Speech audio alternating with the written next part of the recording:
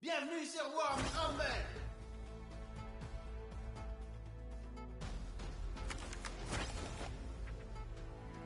Yo, what's going on, guys? Partez. Don't mind if I do. Première élimination.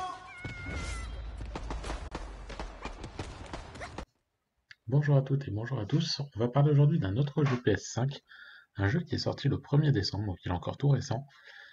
C'est le jeu Worms Rumble. Alors Worms on connaît bien, ça a démarré en 1995, ça fait bientôt 25 ans que la franchise existe, et elle continue à sortir des jeux régulièrement, elle a un peu tout testé, que ce soit la 2D, la 3D, le jeu de golf même, et on retrouve toujours les verts avec un certain plaisir. Des vers qui se foutent sur la tronche depuis 25 ans, on sait pas trop pourquoi, mais en tout cas on a toujours plaisir à les voir se taper dessus. Cette fois-ci, Worms Rumble, c'est un jeu purement multijoueur qui dégage quelques habitudes qu'on avait avec la saga pour proposer un jeu carrément jouissif.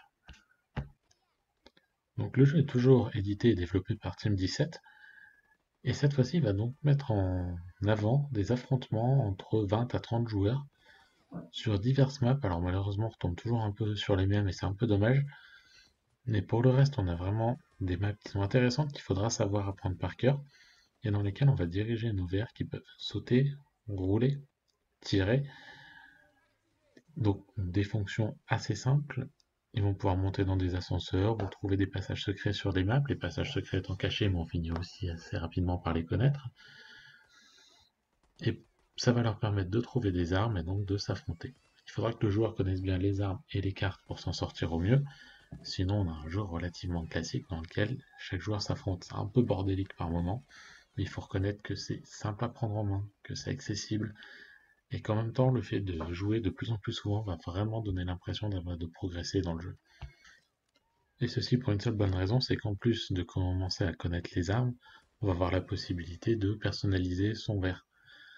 En montant des niveaux, on va pouvoir personnaliser son apparence physique, en achetant des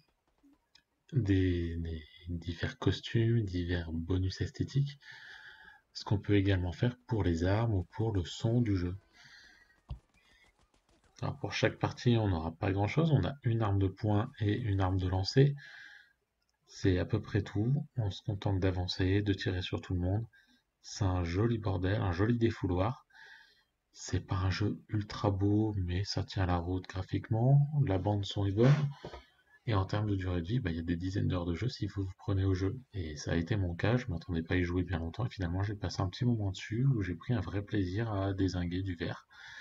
Plus peut-être même que dans les anciens jeux qui ont pris un coup de vieux, il faut dire ce qui est. Pas si vous souvenez, mais dans les anciens jeux, chaque déplacement était limité en temps, etc. Là, rien, là on est libre, on peut y aller. Ça enlève une part d'identité à la saga. Et en même temps, ça fait un jeu multi bien plus agréable à jouer. Donc, je vous conseille vraiment de jouer à ce Worms Rumble qui est actuellement gratuit sur PlayStation Plus et qui est une déclinaison multijoueur très réussie du titre original. C'est probablement l'un des jeux multijoueurs les plus simples et les plus accessibles auxquels j'ai joué, l'un des plus agréables aussi.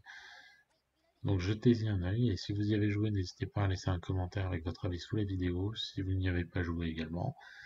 Et je vous souhaite une bonne journée à tous.